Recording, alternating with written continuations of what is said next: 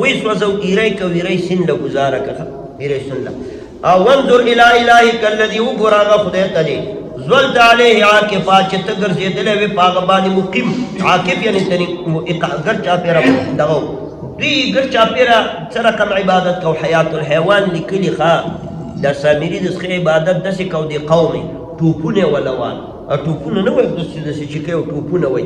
او دارنگ شپیلی والا و بجی و دکڑی والی دا قوانین و دور سورنا دا شینی کول دا بریلینی چکی او دا بعض خلق کی کئی تاثر فیسبوکونو کی گوری من دا کیل دا پیرین بزان راوی دا شینی کول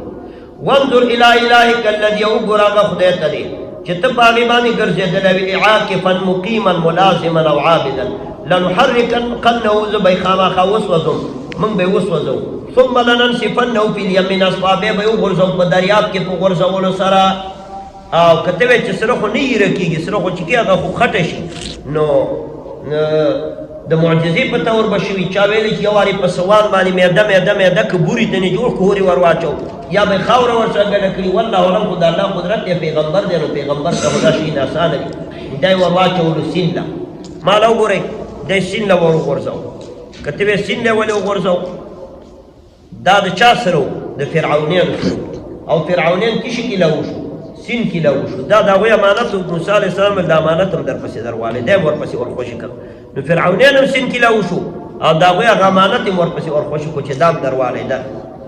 انما الهکم الله الذي یقینا ستاسو اله چې دی هغه الله دی لا اله الا هو چې هغې نه ما سوا بل اله نشته وسع كل شيء علما او پراخه دی هر شي ته د جهت د علم نه کذلک نقص علیک دارنګې موږ بیانوو په تا باندې من انباء ما قد سبق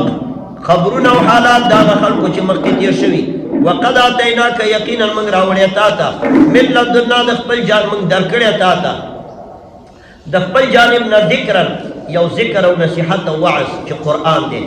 من اعرض عنه چا چې د دې نه ډډه وکړي څنګه وکړي اعراض یې وکړو د قرآن نه فانه يحمل يوم القیامة وزرا دا مبارکی فورت د قیامت باندې یو درون بوج د خپل ګناه خالدین فی همیشه به پکې وساء لهم یوم القیامة حملا او بد به دوی دپاره په یو ورځ د قیامت باندې دا پیټې یوم ینفخ فی الصور دا به هغه ورځ چې پوبه کړلی شي په شپېلۍ کې ونحشر المجرمین یومئذ زرقا او موږ به راجمع کړو مجرمین په دې ورځ باندې شین سترګې شنې سترګې او تور رنګونه به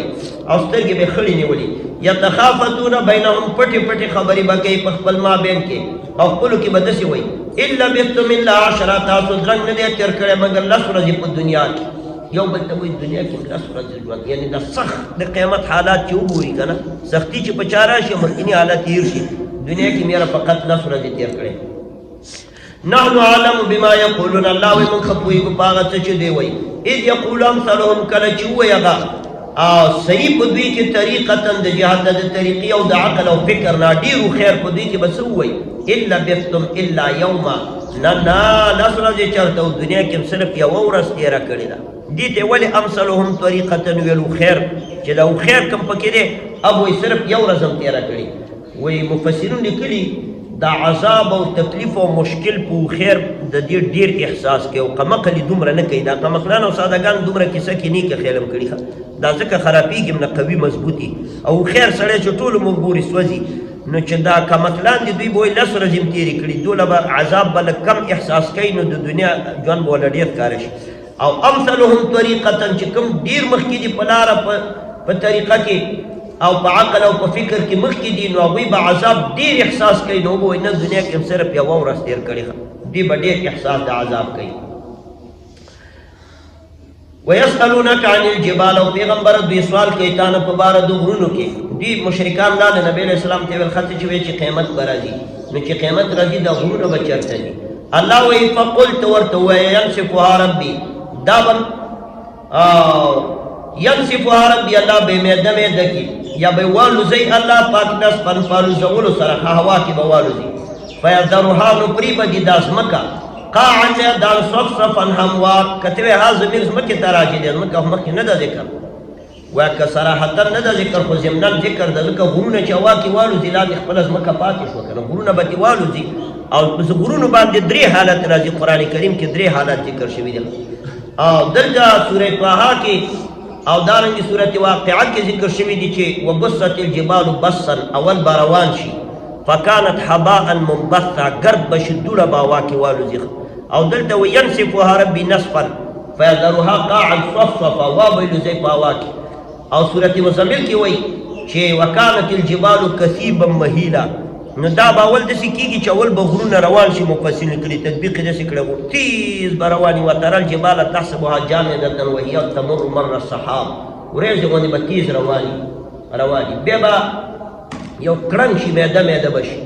بیا به د رنجو غوندې میده شي او بیا به هوا کې والوځي دوړه به شي ختمه به شي نو دا ځمکه به اواره پاتې شي قاعا میدان صفصفا هموار